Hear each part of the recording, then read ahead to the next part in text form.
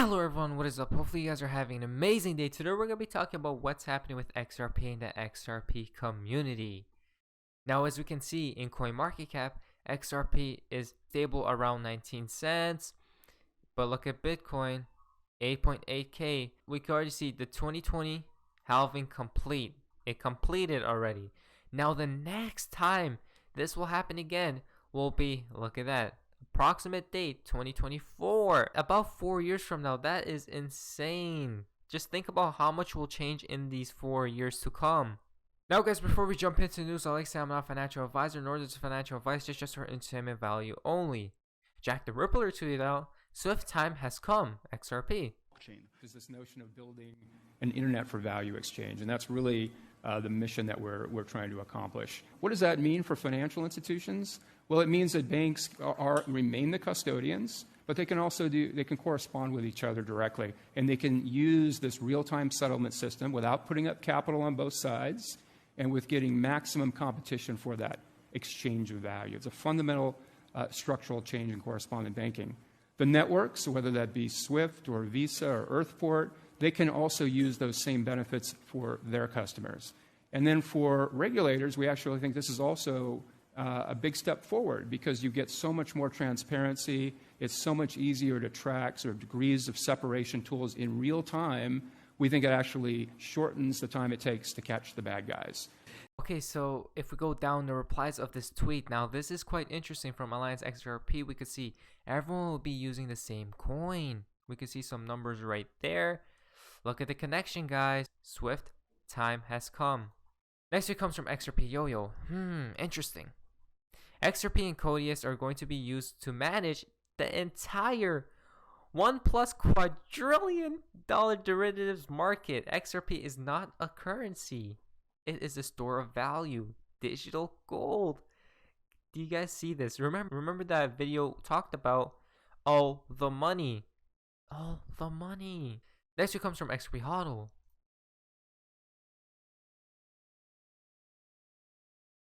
And we are here from the beginning, guys. Invested into XRP. Next one comes from Gold Telegraph. Must watch. The debt is growing faster than the economy. This is not the time to act upon those concerns. So history might not repeat, but it certainly rhymes. Level. We have not been on such a path for some time, which just means that the debt is growing faster than the economy. This is not the time to act on those concerns. This is the time to use the great fiscal power of the United States to do what we can to support the economy and try to get through this with as little damage to the longer run productive capacity of the economy as possible. The time will come again, and reasonably soon, I think, where we can think about a long-term way to get our fiscal house in order, and we absolutely need to do that. But this is not the time to be, in my personal view, this is not the time to let that concern, which is a very serious concern, but to let that get in the way of us winning this battle, really. Well, XRP tweeted out. At the same time, you have a lot of financial interest coming to this where people want to invest in it.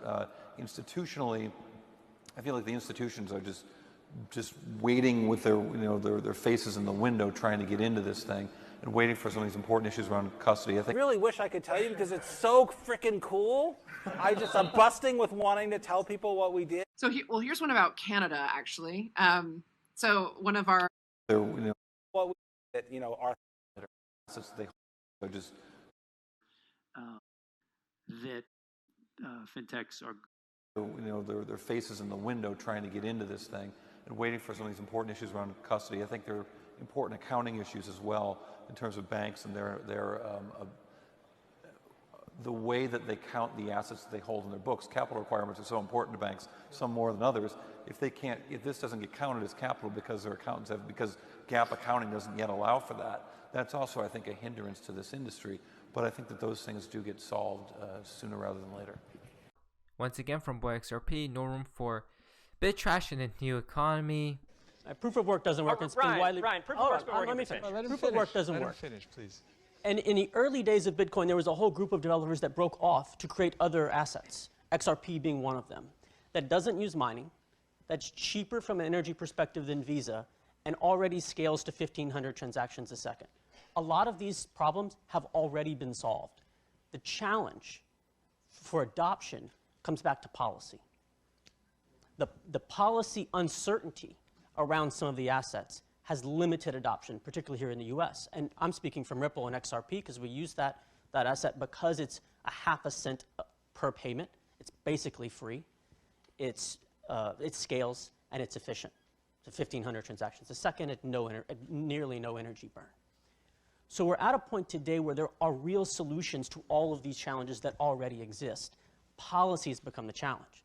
And we heard on the first panel that around centralization on China, and this is going to be a hard pill for Peter to swallow. But 80% of the mining power for Bitcoin is controlled by 6 mining pools, 5 of which are in China. Today, the policy certainty in the US exists for Bitcoin and Ethereum, despite the fact those are China-controlled platforms. So activity goes to those platforms. What we need to do from a policy perspective in the US is look at the places where there are uncertainty. And one place, I'm speaking directly for me here, is XRP, where it looks like Bitcoin. It's decentralized, it's open source. We have 7% of the validation power on that, rather small in there. Grouping or giving clarity to those ones that are very similar to Bitcoin and Ethereum, that have the same characteristics and should be classified the same way. And then we're creating a level playing field across all the cryptos. I'm not anti-Bitcoin or anti-Ethereum by any means. I think there's a lot of great potential and breakthrough there. But we need to have a level playing field so the market can pick which ones they want to use and not be, as today they are, hindered by regulatory uncertainty. So we could have a level playing field and the market can pick which to choose. This here comes from Pison.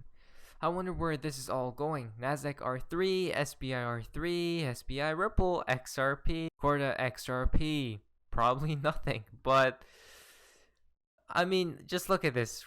XRP and R3. Again, Corda and XRP. R3. So, I mean, there is a lot of connections. Now guys, we're into the fun part of XRP and the XRP community. Now this is quite interesting. Rom the Weird tweeted out, as a reminder and mentioned this couple days ago, be very careful. Almost all TA will not see this coming. No offense to those good guys. I am very, very, very positive. Go down here. Yes, there's a huge dump coming. Unexpected, and as I mentioned above, so huge dump coming. This comes from Blue Eyes. We could check out the numbers right there, and then the 2 pictures.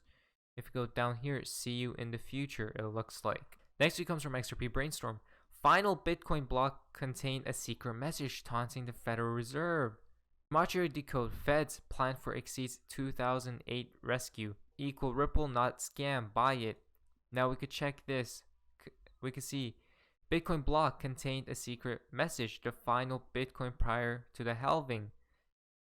Fed's plan far exceeds 2008 rescue, and then we can see right here, Ripple not scam, buy it. So that is quite interesting to see, you know, how it looks like it contained a message, and then it all connects to buy Ripple, therefore XRP. Next it comes from Cryptomaniac. Some fractals indicate XRP might have its first bull cycle as early as May 2020. Again guys, who knows what will happen? Anything is possible. The final tweet for today's video comes from Mr. Poole. We can see this right here. If we go down the replies, we can see from Jon Snow, 11/3, 11/3, November 3. So it looks like November 3. You can see Donald Trump right there. But anyways, who knows what's going to be happening with this year or XRP's price. But anyways guys, hopefully you guys did enjoy today's video. If you guys did, please leave a like, subscribe if you guys haven't already. I'll see you guys in the next video. Hopefully you guys are having an amazing day, and you guys, see ya. This is the beginning of the greatest economic cycle this country has had since World War II.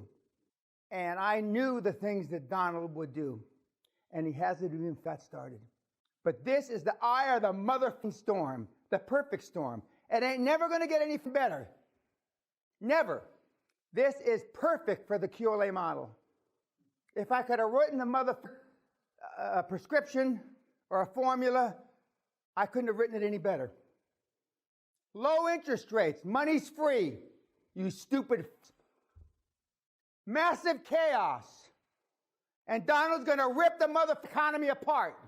And he's going to for practice in a good way. This is it. It ain't never going to get anything better. This is like a multiple orgasm the rest of your life, you fucking slags that are in the audience. This is it. Sometimes I don't want to hear what Dan has to tell me. But as I wrote in one of my blogs, the old man, he's always right. Because he's telling you what you don't want to hear about yourself, but what you know is true. And that is, you're not stepping yourself up. You're not stepping your game up. And you get caught up in fear. As Dan says, false expectations appear in reality.